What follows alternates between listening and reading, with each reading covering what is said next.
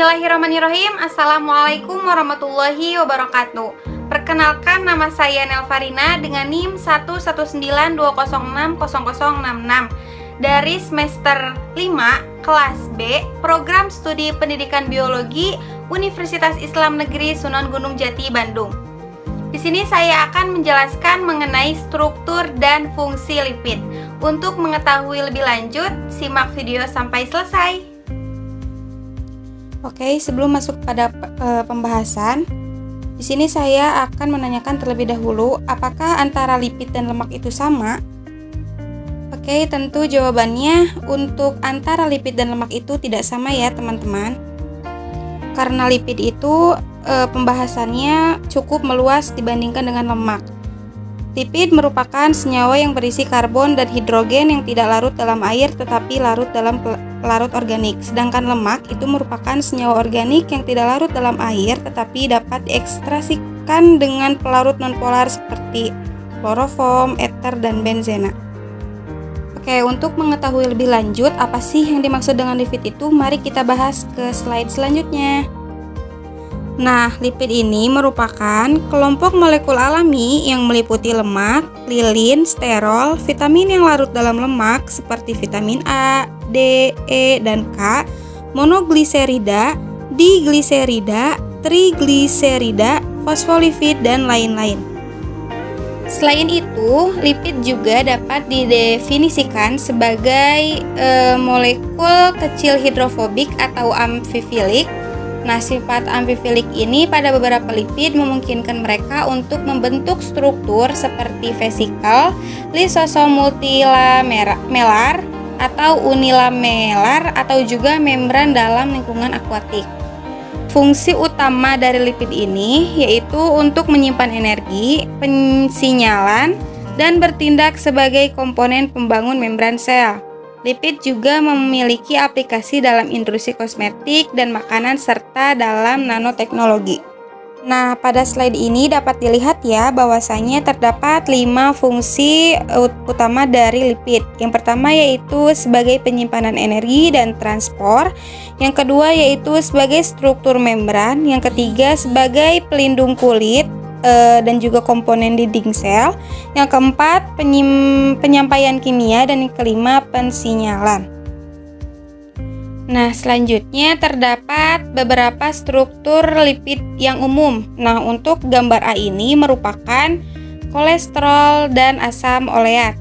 Sedangkan untuk yang gambar B itu merupakan trigliserida yang terdiri dari rantai oleoil, stearoil, dan juga palmitoil yang melekat pada kerangka gliserol. Sedangkan untuk gambar C itu merupakan fosfolipid yang umum, yaitu fosfatidilkolina. Selanjutnya, senyawa-senyawa yang termasuk dalam lipid terbagi ke dalam beberapa golongan.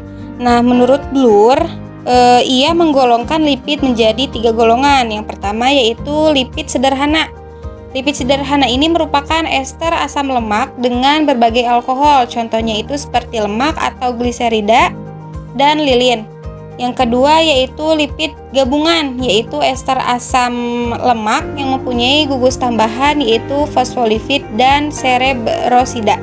Dan yang ketiga yaitu derivat lipid, merupakan senyawa yang dihasilkan oleh proses hidrolisis lipid, contohnya asam lemak, gliserol, dan juga sterol. Sedangkan berdasarkan kemiripan strukturnya, lipid ini digolongkan menjadi beberapa golongan, yaitu yang pertama lemak, yang kedua kolesterol, yang ketiga trigliserida, yang keempat fosfolipid, dan yang kelima asam lemak. Nah, dengan demikian kita sudah mengetahui kan bahwasannya lemak ini termasuk dalam golongan lipid, yang berarti antara lipid dan lemak itu tidak sama ya. Lemak ini merupakan senyawa organik golongan ester yang banyak terdapat pada tumbuhan, hewan, ataupun manusia dan sangat berguna bagi kehidupan manusia. Lemak adalah turunan karboksilat dari ester gliserol yang disebut gliserida yang berupa trigliserida dan triacylgliserol. Contoh dari lemak ini adalah lilin yang dihasilkan oleh lebah. Untuk lemak yang terdapat pada suhu kamar berbentuk cair disebut minyak, sedangkan istilah lemak biasanya digunakan untuk yang berwujud padat. Umumnya lemak itu bersumber dari hewan, sedangkan minyak itu dari tumbuhan. Nah, terdapat beberapa contoh lemak dan minyak, yaitu lemak sapi, minyak kelapa, minyak jagung, dan juga minyak ikan. Lalu apa sih fungsi dari lemak itu? Oke, fungsi lemak itu umumnya sebagai sumber energi, bahan baku hormon, membantu transport vitamin yang larut lemak, sebagai bahan insulasi terhadap perubahan suhu, serta pelindung organ-organ tubuh bagian dalam. Nah, nama lain dari lemak itu yaitu trigliserida. Untuk penamaan lemak dimulai dengan kata gliseril yang diikuti oleh nama asam lemak. Contohnya dapat kita lihat ya pada gambar. Oke, selanjutnya ada kolesterol. Kolesterol ini merupakan jenis lemak yang paling dikenal oleh masyarakat. Nah, kolesterol ini merupakan komponen utama pada struktur selaput sel dan merupakan komponen utama sel otak dan juga saraf. Kolesterol merupakan bahan perantara untuk pembentukan sejumlah komponen penting seperti vitamin D untuk membentuk dan mempertahankan tulang yang sehat, hormon seks, contohnya estrogen dan testosteron, dan juga asam empedu yang berfungsi untuk pencernaan. Oke, selanjutnya yaitu trigliserida. Nah, apa sih yang dimaksud dengan trigliserida itu? Trigliserida ini merupakan sebuah gliserida, yaitu ester dari gliserol dan 3 asam lemak. Trigliserida ini merupakan penyusun utama minyak nabati dan juga lemak hewani. Nah, apabila terdapat satu asam lemak dalam ikatan gliserol, maka dinamakan monogliserida. Fungsi utama dari trigliserida ini yaitu sebagai zat energi. Untuk struktur trigliserida dapat kita lihat pada gambar ya, yang mana terdiri dari gliserol yang ditambah dengan 3 asam lemak, sehingga membentuk trigliserida dengan 3 molekul air. Oke, selanjutnya apa sih yang dimaksud dengan asam lemak itu? Asam lemak merupakan asam organik yang terdapat sebagai ester trigliserida atau lemak, baik yang berasal dari hewan ataupun dari tumbuhan.